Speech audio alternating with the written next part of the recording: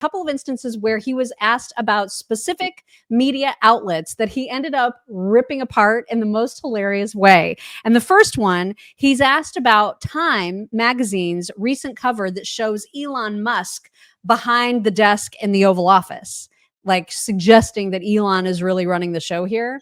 And they wanted to get Trump's opinion about that. A reporter asked him about it, and here is what Trump said. Is Time magazine still in business? I didn't even know that. Elon is doing a great job. He's finding tremendous fraud and corruption and waste. You see it with the USAID, but you're going to see it even more so with other agencies and other parts of government. He's got a staff that's fantastic. They're trying to get him because they know that his Achilles heel is his ego, or at least it was. And I don't know if they're going to get him that way anymore, because he's been through so much crap that I don't necessarily think it's going to work at this time, because it really didn't in that example. No, he's been shot in the head.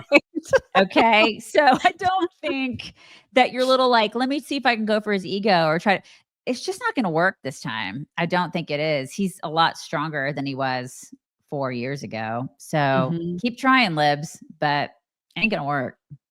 He's just going to keep working. The next reporter to ask him a question, it's hard to understand, but it sounds like, well, it doesn't even matter. It doesn't matter what the question is. They're trying to suggest that JD made some sort of comment and they want to know if Trump agrees with it. Trump has no idea what they're talking about and says as much. And then he finds out who's asking the question. Suggested that if the Supreme Court rules in a way that you don't like, they can just enforce it by themselves. Do you agree with that? I don't know even what you're talking about. Neither do you. Who are you with? Up close, sir. Who? Up close. Oh, no wonder. I thought they died. Are they still around? I haven't read them in years. I thought they died. All right, go ahead. Who else? Who was he with? Who did he say he was with? HuffPo. Mm-hmm. Yeah. Which honestly, I didn't know that they were a thing either. I didn't either. I didn't know they were a thing at all. Wow. Oh my God. Yeah. I thought they died. I thought they died. You don't know what you're talking about either. Next. This is the thing. I mean, he's different than he was years ago. And who wouldn't be? Right. After all the crap. He had been through every test, every trial, and it's like, and you guys did this. Liberals did it. You made this bed, man. He is not he's not the same guy that he was the last administration. So congratulations. All right. So now to a couple of moments that happened during the press conference that he had with the Japanese prime minister. There was a question asked of the Japanese prime minister, would there be retaliatory tariffs if Trump puts tariffs on Japan? And here is how that got answered. This is tariffs on Japanese imports. Would Japan retaliate?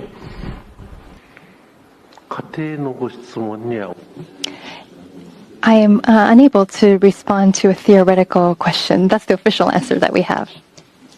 That's a very good answer. Very good answer. Wow. What were I love it. That was perfect. And then speaking of ego, I think Trump got his stroked just a little bit when the Japanese prime minister was asked about meeting Trump for the first time, because this was his first introduction to President Trump. And here's what he said. The communication discussion did you have with President Trump for the $1 trillion of investment from Japan to investment? What was his reaction? What about your communication on tariff front? This is the first time that I met with President Trump in person.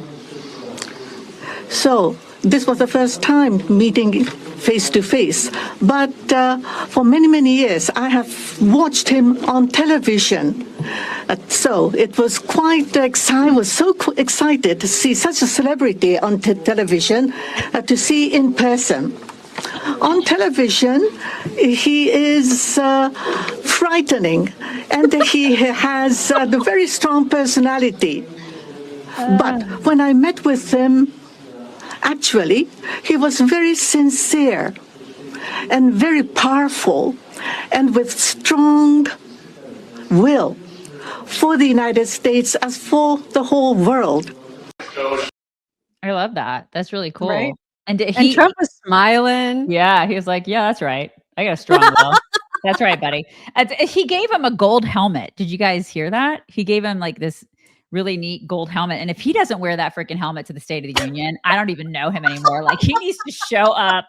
He's got to be like, it's made of gold, you know? Show up for the State of the Union wearing the Japanese gold helmet, and like Chuck Schumer and Pocahontas, they all will lose their crap. Oh my God. Wouldn't that be so on brand if he did that? If he just wore it, just walked in. I mean, he loves gold. He for loves sure. gold. And he just walked in and starts shaking people's hands with this giant gold helmet on, like Gladiator. That would be awesome. It would be awesome. There were a couple questions from Doocy too, one of which was asking Trump whether he agreed with JD Vance that big balls should come back to DOGE. And so here is how that went. Cutting effort. One of the DOGE engineers was fired for some inappropriate posts. The vice president says, bring him back. What do you say? Well, I don't know about the particular thing, but if the vice president said that, did you say that? I'm with the vice president. Thank you, Peter. I love it. I think that's fantastic. JD's like, yeah, yeah, big balls. And then this last one is hard to hear, but the question that Peter Doocy is asking, he's quoting a tweet from Elon Musk, who said, and I'm paraphrasing, but this is pretty close. He said, I love Trump as much as a straight man can love another man. So he's like absolutely in love with Trump, and he tweeted about it. And Peter Doocy wanted to ask Trump how Melania would feel about that. I have two on DOGE. Elon Musk said today, I love Donald Trump as much as a straight man can love another man. What does the first lady think about that? Oh, I think she'll be okay with it somehow.